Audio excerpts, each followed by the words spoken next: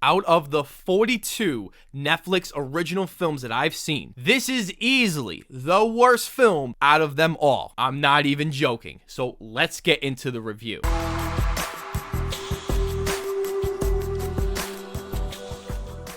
Welcome back to my channel. This is Let's Be Real Brad. I talk about movies, TV shows, and do all sorts of fun and exciting videos here on this channel. If this is your first time here, hit that subscribe button, drop a like on this video, and hit that notification bell, and I will always give you the best content. So here we are, April 10th, the day after Thunder Force being released. My goodness, this movie sucks. This is a brand new Netflix comedy film that is directed by Ben Falcone and is also a superhero movie. Of course it's a superhero movie. It stars Melissa McCarthy, which is Ben Falcone's wife, and Octavia Spencer. I really was not into wanting to see this movie at all. The trailers looked horrendously awful with cringe humor, and just knowing it's gonna be Ben Falcone and Melissa McCarthy for their 5th collab together was just doomed for disaster. And rightfully so. This is a big pile of stinking crap. I mean, I can't even go on to this review and try to be professional or try to make this all sound nice and good. This is going to be unscripted, unfiltered rant where I'm just going to go off on this film because this movie didn't give a single about its audience. They literally did not care about the humor, the writing, directing. This is one of the laziest films I've ever seen. The humor in this movie is just so terrible. It is so bland, it is so boring, and it is so cringeworthy. My god, they have so many pop culture references to this movie that are just so unnecessary. Like Melissa McCarthy does their I'm Urkel.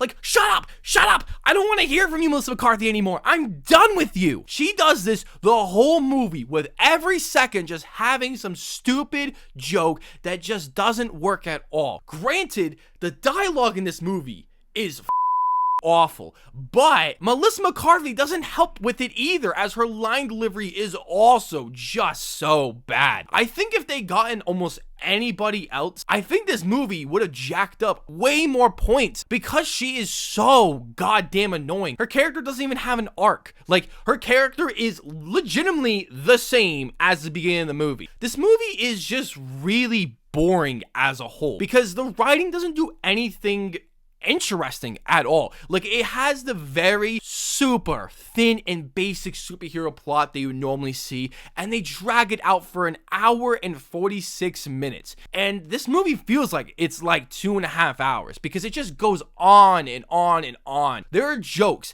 that will go on for like 30 seconds, and it's just that back and forth cringy humor that, you know what I'm talking about if you've seen these kind of movies. If you have seen the trailer and you'd watched like maybe like the first 30 seconds to 3 minutes of the movie, you know exactly how this movie is gonna go. You know there's gonna be no twist. You know that if there is a twist, it's gonna be stupid, which we will get to. Let's talk about the directing here, and it's just so awful. There's one scene where Melissa McCarthy is talking to some guy in a diner. I know that's supposed to be your dad or something. I don't know who he's supposed to be because I didn't really care. And if you want to know something about directing and shot selections, just watch how boring and repetitive it is. It's on his face, then it goes to her face, and it goes back and forth, and they literally do not even change the angles at all. It was so lazy. And that's like that the whole movie, especially in the action scenes where you could clearly tell Melissa McCarthy and Octavia Spencer are not doing any of these action scenes. And that's a big problem because this whole movie feels like they're not actually doing the stunts.